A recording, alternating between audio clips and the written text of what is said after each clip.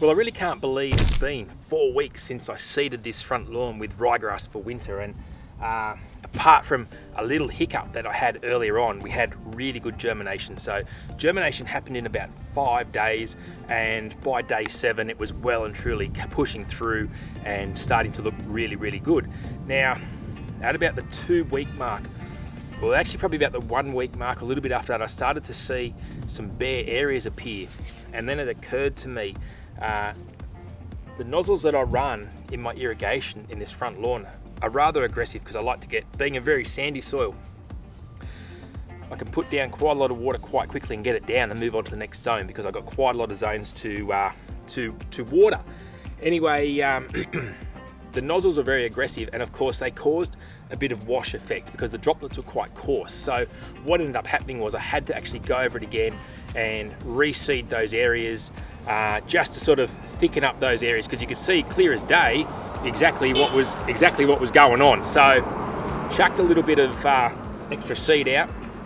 So some of this grass here is 4 weeks old, some of it's 2 weeks old. So today what we're going to do is we're going to give it our first cut. Now, in the lead up to this, I have also given this a application of the Plant Doctor liquid. So obviously at the time of seeding, we put down a light half-rated granular. Then 2 weeks in, I gave a liquid application of Activate Mate Extra. I used the Seaweed Secrets, and I used some of the Nature's Soil Wetter. So that's what I did 2 weeks in. So today what we're going to do is, because this lawn is now so long, we can't put a cylinder mower straight onto it. What we can do though is I'm going to give it a rotary cut. Now, ideally, I'm probably going to give it 2 or 3 rotary cuts before I put the cylinder mower on it, but for you guys, you're going to see 1 rotary cut today, and the next time we visit this, we're going to put the Scott Bonner on it, and we'll get some seriously fat stripes. So today's jobs are, we're going to mow it, and we're going to feed it.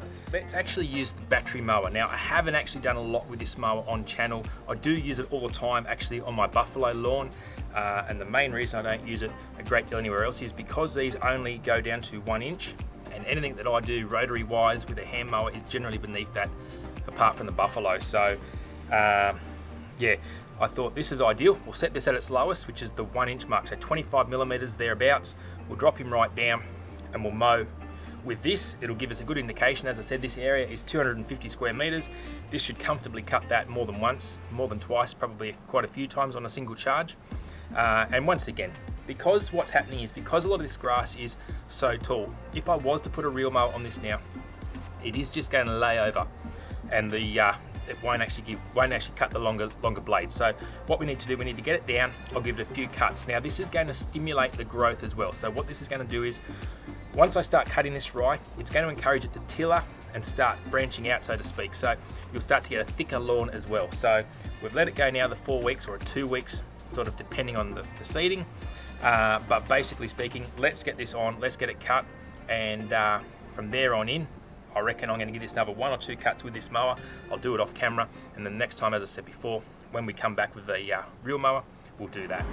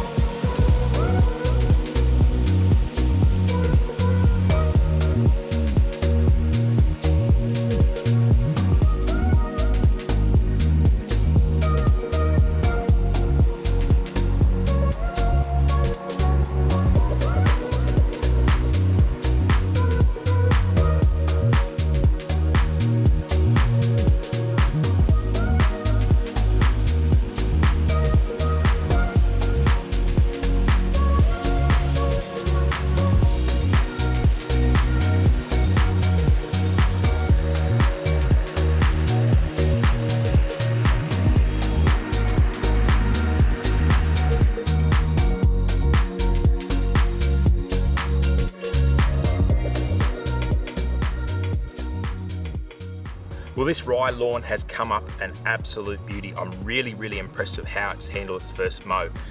Now look, I've had the battery mower for about 12 months now, and if you're after one or you're thinking about one, I'll give you my 2 cents on what I think about it. I think they're a really viable option. Now, there are some caveats to that, and there are some lawns that I wouldn't recommend probably any sort of American design mower for, not necessarily just a battery one, but if you're running a couch lawn, you're going to need a mower that's going to cut shorter than what these can do. So I probably wouldn't recommend it on a couch lawn. But if you've got buffalo or cockatoo or a cool season lawn like this one here, and you're looking to change out of the petrol thing, it's probably really worth you looking at. You cover large distances really quickly with this mower. It's got the nice wide cut on it, and battery range is really, really good. I've just done this whole 250 square meters now, and I've used the one bar of battery. Now, obviously Dad's been helping me. I'm recovering from COVID, so don't have a lot of energy.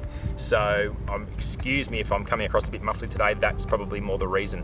Anyway guys, look, let's crack on. Let's get some fertilizer down on this now, because what I really want to do is I want to push some growth on it again. Ryegrass loves a bit of nitrogen, so I'm going to accommodate it. So we'll chuck some more of the Plant Doctor granule out. We did a half application at sowing. We're now 1 month in, or 2 weeks with the other stuff, so we're over that mark.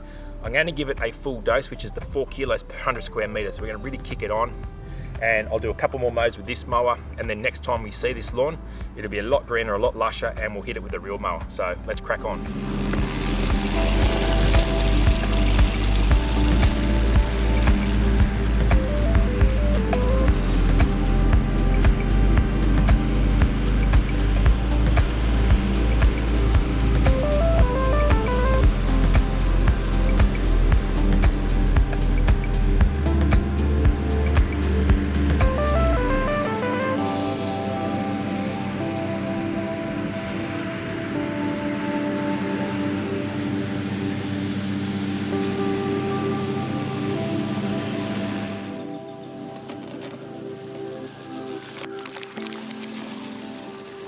Okay, so what's my plan with this lawn throughout the winter period?